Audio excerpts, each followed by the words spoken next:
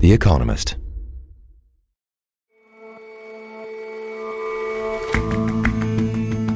Hello and welcome to The Intelligence from The Economist. I'm your host, Rosie Blore. Every weekday, we provide a fresh perspective on the events shaping your world.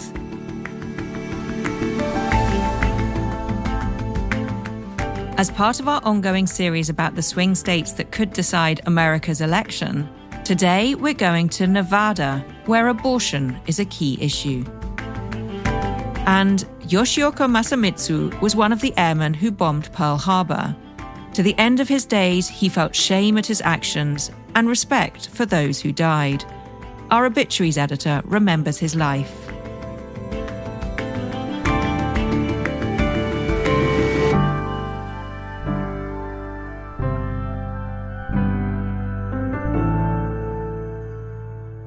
First up, though.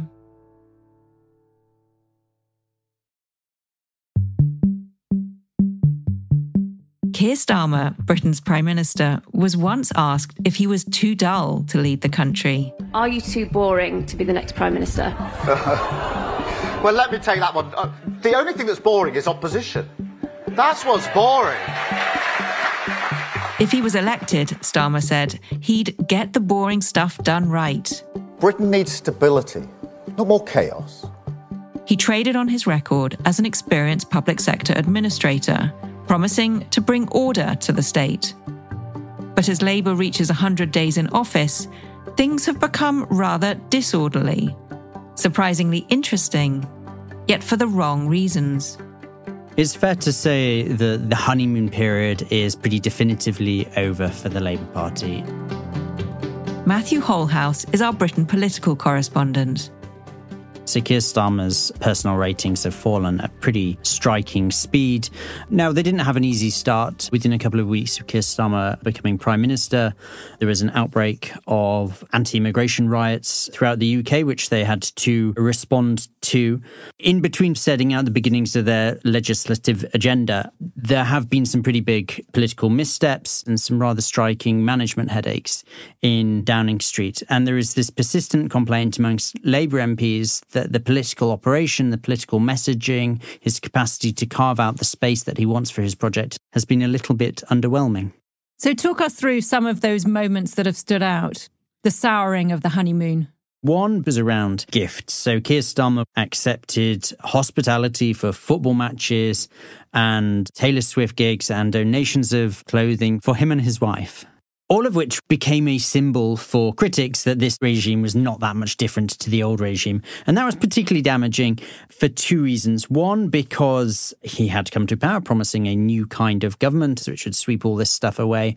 Having campaigned on that ticket, the absence of an ethics agenda of his own, reforms to the way in which MPs' gifts work or the government code of conduct, that didn't materialise really. So this affair seemed to drag on and they couldn't shake off.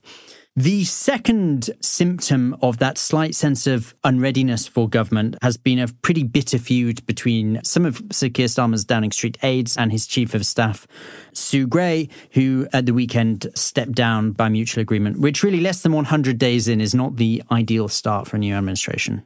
So explain to us what happened with his chief of staff. Sue Gray, unusually for a civil servant, had become a fairly high-profile figure. Even before she started working for the Labour Party, she was known as a civil service fixer, somebody who'd done the Partygate inquiry into Boris Johnson, who had a role which basically meant troubleshooting lots of problems for the government. The idea was that she would prepare the agenda for government because she knew all the highways and byways of the civil service would make sure they'd be able to implement it pretty quickly. Pretty soon there was lots of briefing and lots of feuding between her and other staff. They blamed her for obstructing the appointments of officials, for ensuring that they were paid less than they'd expected. We saw the briefing out of her own salary, which turned out to be higher than that of the Prime Minister, which is pretty embarrassing and not the sort of thing that you want to be emanating so quickly. So Starmer at the weekend decided to draw a line under this. She was effectively demoted to a new role, which is envoy to the regions and nations. And in her place comes Morgan McSweeney as chief of staff. He's the guy who really orchestrated Starmer's successful leadership campaign of 2020. Then was a really key figure in the remarkably successful general election of this year.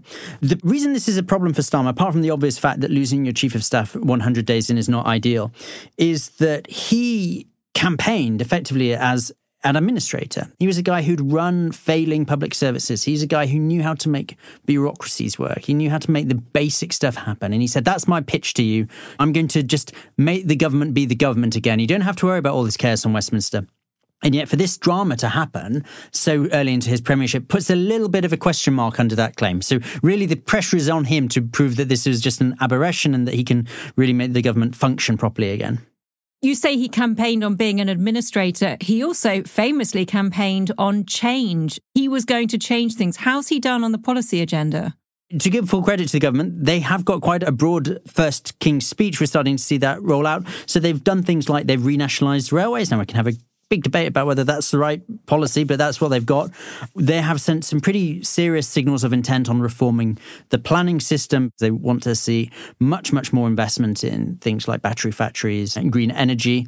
They've begun something of a tentative reset of relations with the European Union. We are seeing new legislation on workers' rights, effectively tightening up Britain's fairly liberal labour market. Again, we can debate whether that's the right policy, but this is what they're about. And then this is all leading up to the budget, which is on October 30th, where from all the signals that we've had, they're going to be looking to effectively adjust the UK's borrowing rules to allow them to borrow a little bit more to invest in infrastructure, which is a big pivot away from the platform on which they campaigned. What irks Labour MPs, because this agenda really is music to the ears of Labour MPs, this is what they've been waiting for decades to see.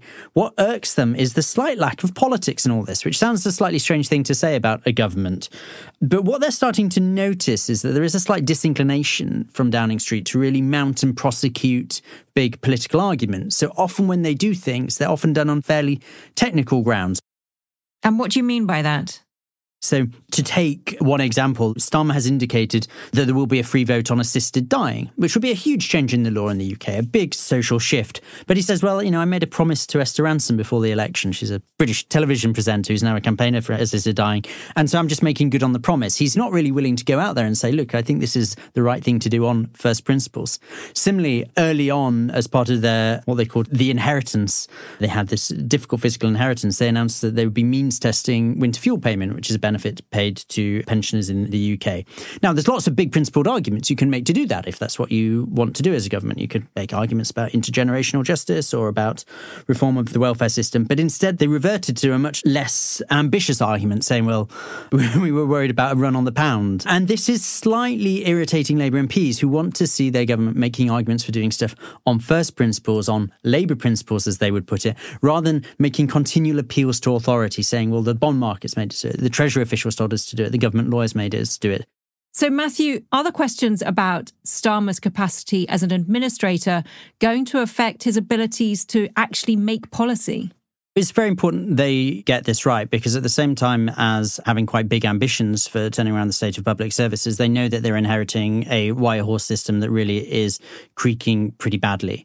Now, part of Starmer's worldview is that the fundamentals to this are having a much less conflictual relationship between ministers and the civil service. So on coming into power, they said that there'd be a big reset. They've got rid of fairly controversial targets to cap the headcount of the civil service. They've announced that everybody's going to be paid more. They're not going around saying everybody's got to be working in the office 5 days a week, which was always very, very unpopular. The question is actually, once you've gone through that, are we going to see some more structural reforms in the way in which the civil service works? Some of these things are jaw-droppingly small, like ensuring that new staff manage to get a laptop.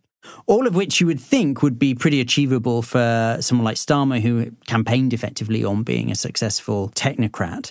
How well he does on that agenda in, say, 6 months will really tell us whether the difficulties he's seen in his first 100 days were just teething problems, just the product of a clash of personalities, or actually reflected something more fundamental about his skills and capacities as a leader.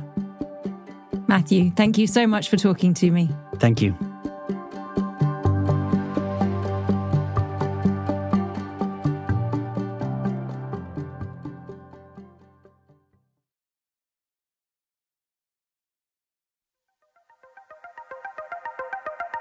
Tonight, Donald Trump will hold yet another rally in Reno, Nevada. And he isn't the only candidate to visit the city this week. Well, hello, Reno. Democratic running mate Tim Walz also hit the stump in Reno. Donald Trump, turns out when he's talking about freedom, that government should be free to be in your doctor's office, to be in that school library, or to be pretty obsessed about being in your bedroom. And he was trying to court the vote of one group in particular. To Donald Trump and J.D. Vance, women don't trust you. In Nevada, it isn't just the presidency that's on the ballot. Women's reproductive rights are too. In a tight contest, it's an issue that could make a difference. As part of our series on the swing states that will decide America's presidential election, today we're headed to Nevada to find out how abortion might shape the race for the White House.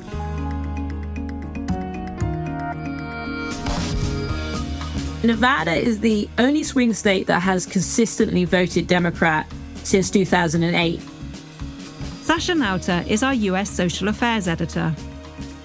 If it went red, that would be a very bad sign for Kamala Harris. Although it's only 6 votes, the smallest of any swing state, in an election this close, it could just make the difference.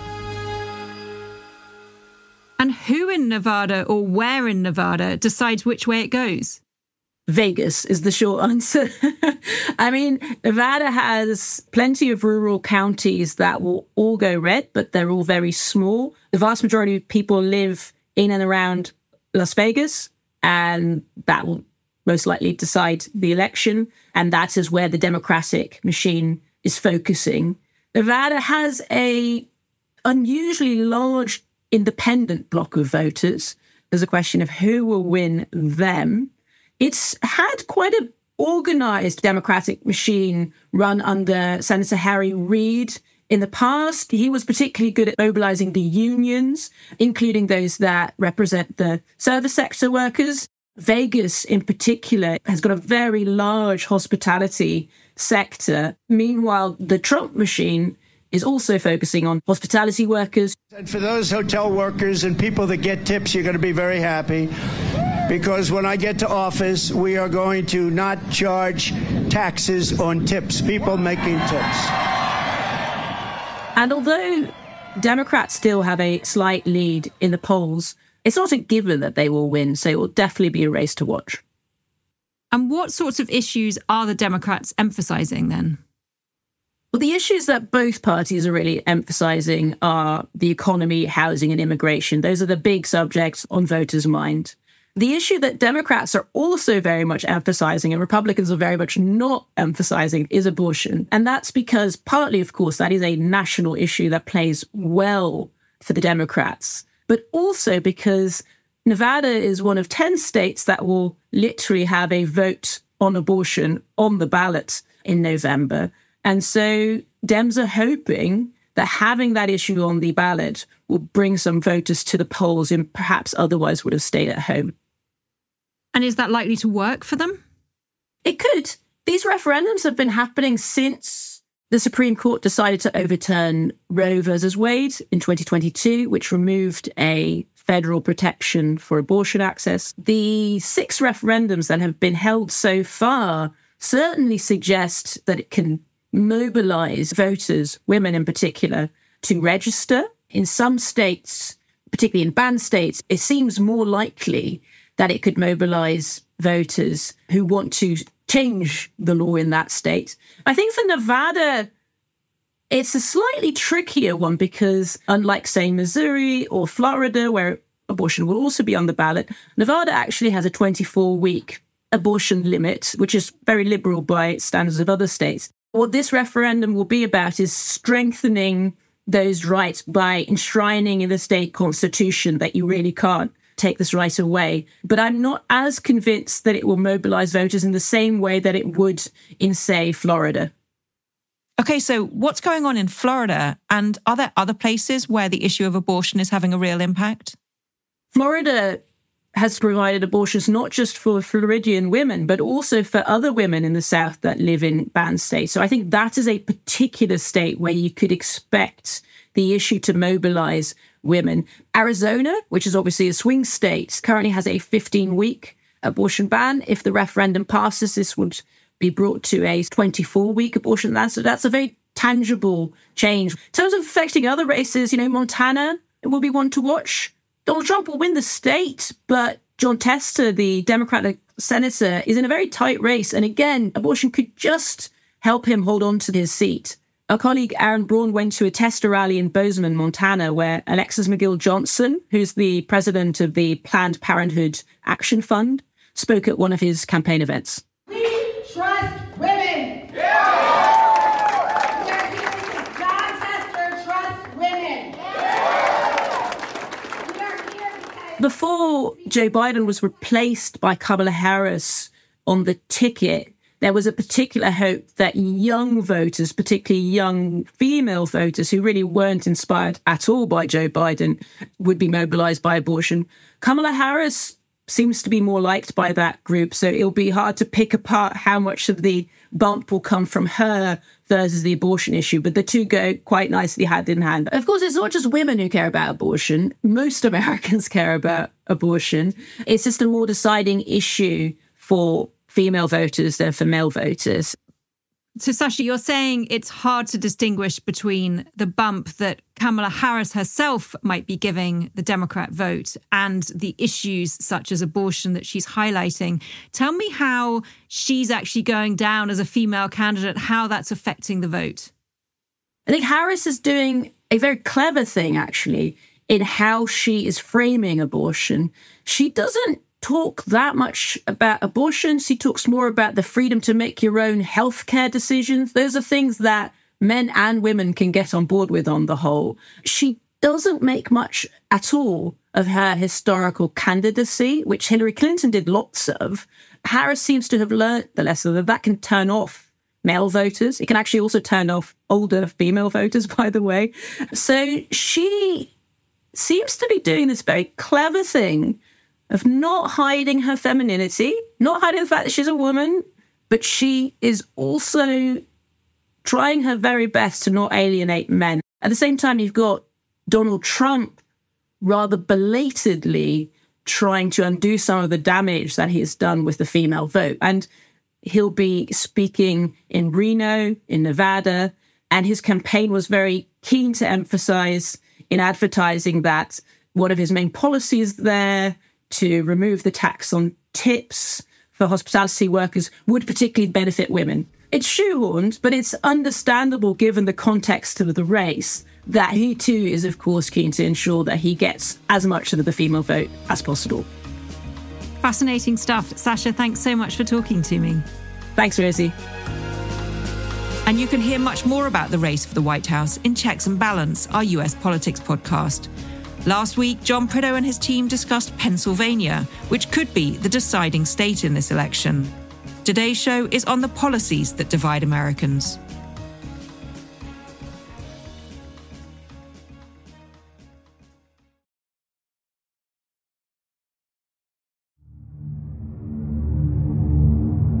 On the night of December the 6th, 1941, Yoshioka Masamitsu had a frightening thought. Anne Rowe is The Economist's obituaries editor. He hadn't got much time left because probably tomorrow he would die. He would die in Hawaii because that was where Japan had decided to attack America. It was an honourable way to die, and he was pleased to have been chosen for this crucial mission. He thought his parents would be glad. On the other hand, he was only 23. He wasn't inclined either to go on the mission or to use the pistol which he had been issued with to kill himself in case he was captured. He didn't like the thought of any of this at all. All around, the attackers on America had been gathering. He was on a battleship called the Soryu, and there were 5 other battleships around. There were also more than 300 warplanes, all of which had gathered in the Kuril Islands, preparing to go towards Hawaii. Yoshioka got up before dawn in the dark to watch a torpedo being put on his aeroplane. The torpedo gleamed silver, and that told him it was the real thing. In the training practice, he'd been using wooden canisters with water in their warheads instead of explosives, because real torpedoes were too expensive. So this mission was in fact the first time that he'd ever flown with a real live torpedo in his aircraft. There'd been a lot of debate among the crewmen on the Soryu as to where they were actually going. When the mission was announced, they were told to pack their shorts, so they thought, it's going somewhere warmer. On the other hand, the pipes on the ship were lagged with asbestos, which suggested somewhere colder. And the very last place they thought it could be was America, because after all, America provided most of the petrol for their planes and ships. When he got into his plane, he was very glad for its sturdiness and its newness. It was certainly a great deal better than the battered old biplanes of the Imperial Japanese Navy that he'd been mending when he was 18. So they took off and flew east.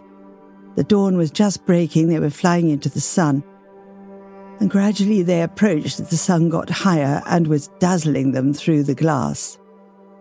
But in fact, as they got closer, they found towering white tumulus clouds and then billowing black smoke, the black smoke showing where the attack on the American ships moored at Pearl Harbor had begun. But he went over and looked down at the sea, and he saw a long, slim shape and dropped his torpedo on it. Looking back, he saw that he had scored a direct hit because there were two thin white columns of spray going up 30 meters in the air on either side of it. But then, to his horror, he realized that this was not one of the actual active battleships that he'd hit. It was the USS Utah, which was a training ship. It had been demilitarized in 1931.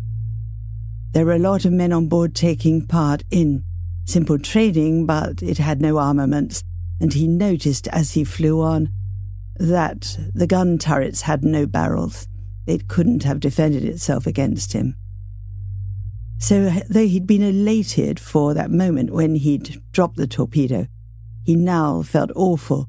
It was a mistake, and in fact he sometimes said later that it was a failure. Nonetheless, he got home safely that day, and he was very lucky and went on to have a very lucky war, because of course that incident at Pearl Harbor drew America into the war, and for 4 years it raged. But he managed to keep out of the worst of it.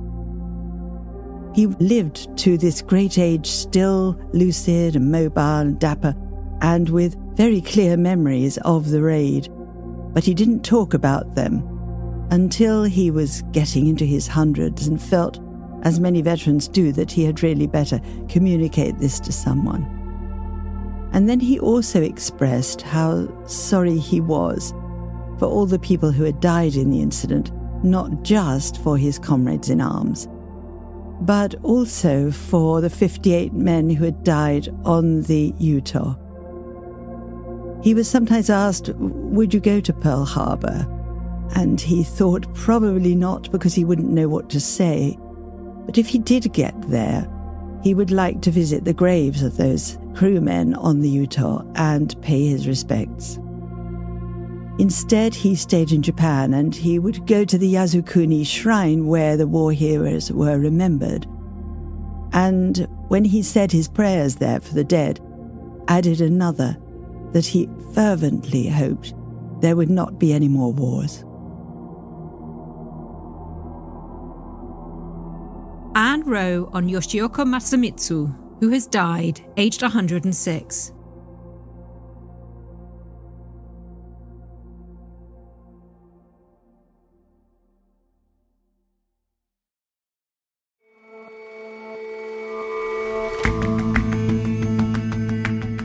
That's it for this episode of The Intelligence. The show's editors are Chris Impey and Jack Gill. Our deputy editor is John Joe Devlin, and our sound designer is Will Rowe. Our senior producers are Rory Galloway and Sarah Larniuk. Our senior creative producer is William Warren.